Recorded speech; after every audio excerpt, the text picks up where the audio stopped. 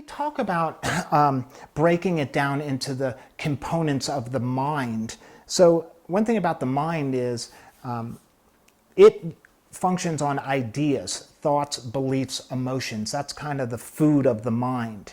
So when we talk about, let's talk about the identities. When people can become so identified with certain things in their life, they become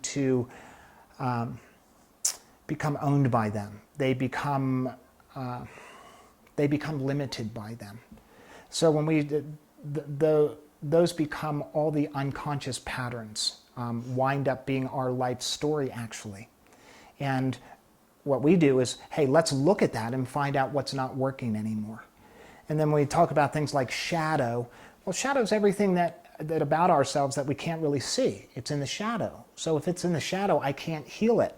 So bringing things, again, out of the unconscious into the conscious, because once I can see it, now I know what it is, and A, it doesn't have the same impact or power over me, but B, now it's available to be healed. So I think really the mind piece and the whole root of what we're doing in the mind part of the work is so much of our psychology today is based on the things that have happened to us in the past. So we're constantly talking about the past, and because this, and this happened, whether it was 20 minutes ago or 20 years ago, it's affecting how I feel about myself today. So I'm a product of the past. And our work is about, let's get down to the core issues. Let's work on bringing them to the forefront, heal them, so I'm no longer identified by my past. I can begin to identify myself by who I am and who I'm becoming.